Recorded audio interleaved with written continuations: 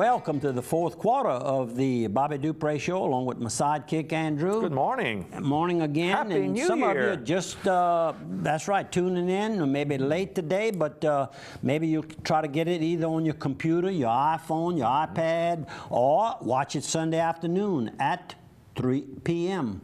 in its entirety on the cable services that service our area. Right. And we, of course, have a couple more pictures. Let's do it. And this was at Washington, Louisiana? Yes, a Christmas morning.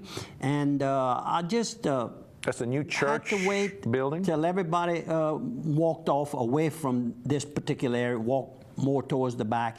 And I had to take my little camera out and my little cell phone and take a picture. Very plain, but very beautiful. Fits the new church beautifully. The church itself speaks for itself. You don't have to do a lot of decoration. The building, the ideas that were incorporated, that were part of the original, but being new and freshly painted and still smelling new. It's only like a year old. So The old building was over 150 years old, and then this building was built to complement and look very, very similar, so that the community exterior is beautiful, and it's all around beautiful. And I wanted to take a picture of this particular statue, and there's gonna be some work done with that statue, so it'll stand out more, I'm told. It's and I didn't question it. It's Immaculate Conception Church, and it's a statue of the Immaculate Conception given by Our Lady Queen of Angels Queen Parish. of Angels Parish. What a beautiful gift. And it is a beautiful gift, and I just wanted the parishioners from the Queen of Angels to see a picture of this, because not that many go there when you know, but it's worth a visit. Believe me, y'all, it's gorgeous. And I see the pedestal decorated with the symbol of the saints. No, that's not what it is. It's a fleur-de-lis, and the fleur-de-lis is also a symbol of the Immaculate Conception, if you notice on the pedestal. So when you see the saints with the fleur-de-lis on the side, it's a lily. That's a symbol of the Immaculate Conception. Isn't it beautiful? You don't realize that when you watch the saints, you know? No. And we're at one more picture. We've got an antique car. And what's that about? This is about a death of a long-time good friend of mine, Billy Whitkey. Billy was age 76. He survived, of course, by his wife, Catherine Moore.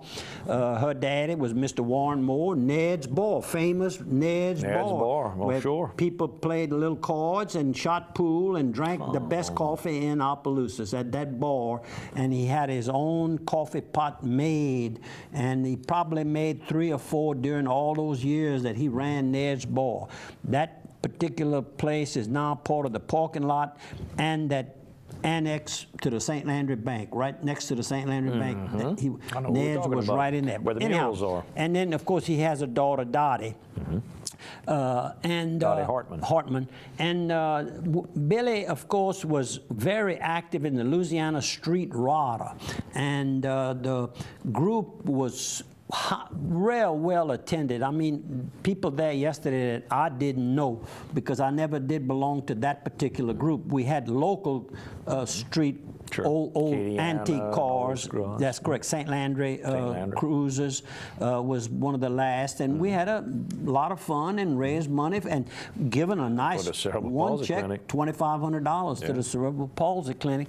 Anyhow, Billy was really well respected, and he was the Louisiana Street Rada of the Year in 1995. And this car was one of the guys in the group that attended the funeral? In the group that attended the funeral, and this might have been a 37, and that's when we were born. And that's Ford? And that's a Ford, that's correct. And this guy goes by a nickname. I didn't get to meet him or anything, but somebody said who it was. You think they'd have painted that red back then even? I guess red was a popular color even back then? I wonder.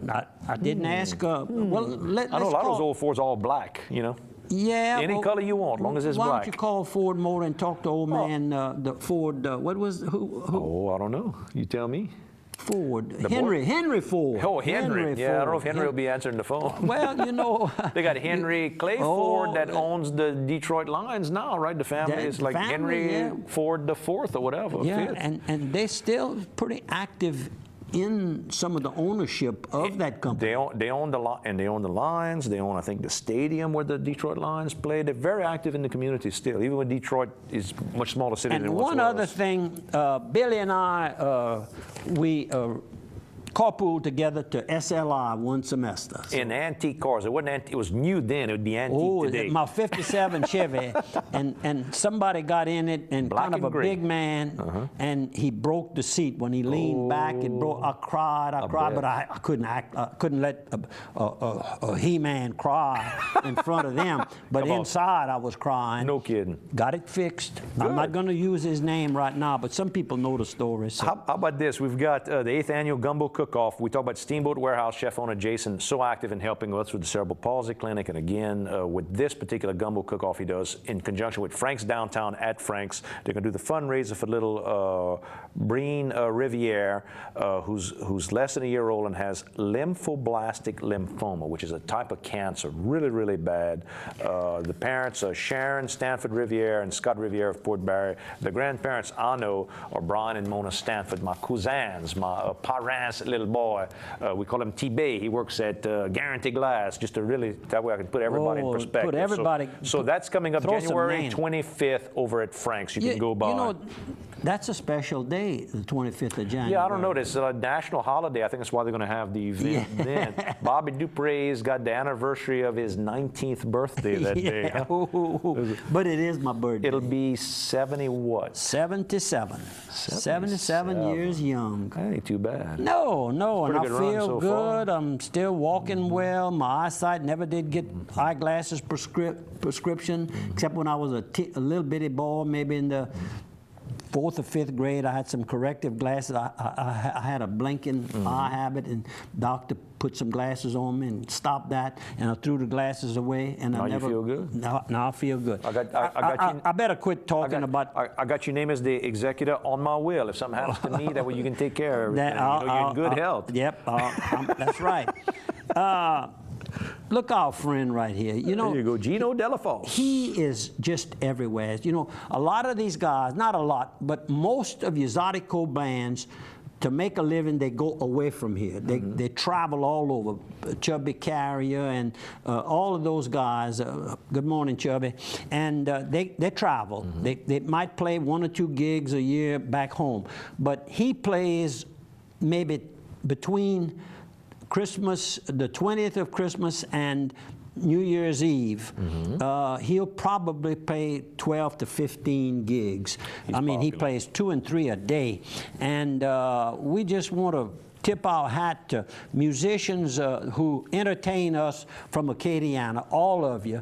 Don't have time to name all of you. Wilson Savoy plays a song on his accordion in his home in Lafayette. He's a member of the bands Pine Prairie Leaf Boys. Pine Leaf Boys. Pine Leaf Boys and Coubillon. 2 different bands.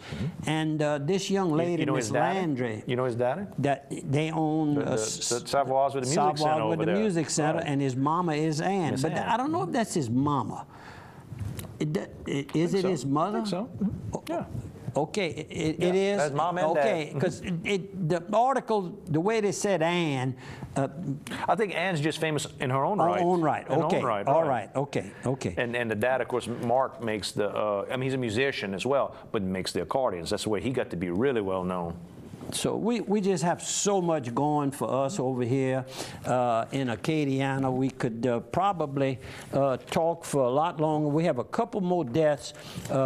Joe Cagnina. We spoke about Joe Cagnina at the end of November and the 1st of December. The Christmas parade. Christmas parade over in Orneville, Louisiana. It was all around the Mini Mart, Papa Joe's Mini Mart. Right. And they had given me a free pass to ride in the parade. I wouldn't have to pay that $10 that they were collecting. How about that? I met Joe Cagnina, of course, many years ago. He was an adjuster with the Audubon Group out of Baton Rouge for years.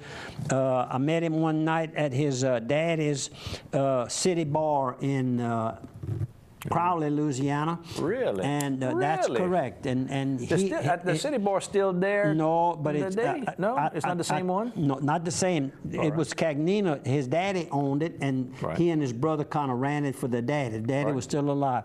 When I was looking for a place to house a Cash America store with Sharon Stute. Right. We left from there and went is behind the building, right?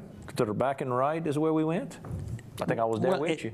No, you weren't there that night. All right, no, all right. we. I had a beer with you in Crawley, though. Oh yeah, oh yeah. I have to leave in that office. we went back and I told him, I said, thank you for suggestions, but I said, there's no place that we can find. But we looked, he says, there's got to be a bunch of them. I said, well, get in the car with us. So he got in the car with us. We went all the way down to Interstate 10. We came back going slow, looking both sides of the roads. When we got back, he says, Bobby, I can't believe it. He says, everything filled up. I said, it's like that in every town in South Louisiana. They were empty. They all filling up again. Things are getting better. This would have been 20 years ago, probably. Good while ago. Yeah. So I turned around, and when I passed in front of the location where we were for a long time, the man was putting a for rent sign at about 9 o'clock at night.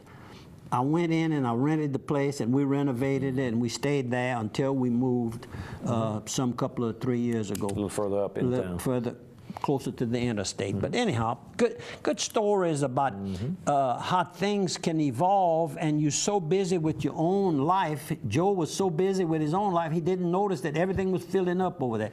Then, of course, his companion, it says here, his love of his late years life that I know of is Beverly Stelly of Orneville. And she actually owned that building with her husband, who had died, and it was a furniture store, so it was a big building. So they had every kind of business you wanted. They had a convenience store, they had a restaurant, they had a furniture store, and they had a little bar inside of it. You come up Guitro Street and you just cross and right in the parking lot. Right? Well, I don't know about all that. And one more death real quick is Miss Corrine Juno.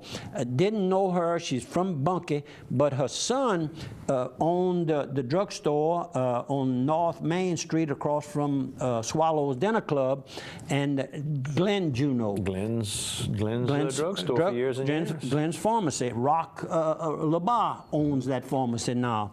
And Glenn and her loving daughter-in-law, Sandra Francois Juno. So again, my sympathies to all of those When families. I was in high school, they had, I think, daiquiris in that building. You'd go by and get a daiquiri in that building. I'm not going to say I went there because in high school I'd been too young for that, but Pope's Christmas wish. Hope for a better world. That's... One of the Daily World opinions, the letter to the, not a letter to the editor, the editor's views. Right. What Editorial. would Pope Francis think of Washington, D.C.? I don't know. I think he would want more love amongst the members, more companionship, more interest in trying to work things out instead of it's my project, it can't be yours, or it's my project and it can't be yours. They need to get back to that center line and work what's best for all of us. That's pretty good. That's kind of been left. He's kind of been a good guy about that kind of, he seems to bring up those kind of points regular.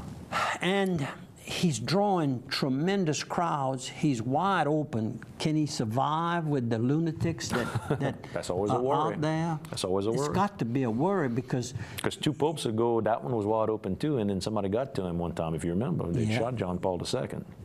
So we got to be careful. Got to be careful. And But you can't hide your whole life. You got to get out there. and he's going to leave a footprint on this earth with just a few. If it happened right now, he has left a footprint already.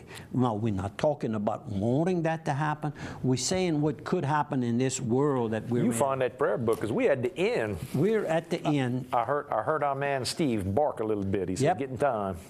And our closing thought, of course, is this weekend, we ask you to consider attending the church of your choice. And we close with this thought. The greatest is love. No one has ever seen God. But if we love one another, God lives in us. And His love is made complete in us. Thank you for viewing. Thank you for telling a friend. And thank you, Andrew, for assisting. Thank you. Thank you, Steve.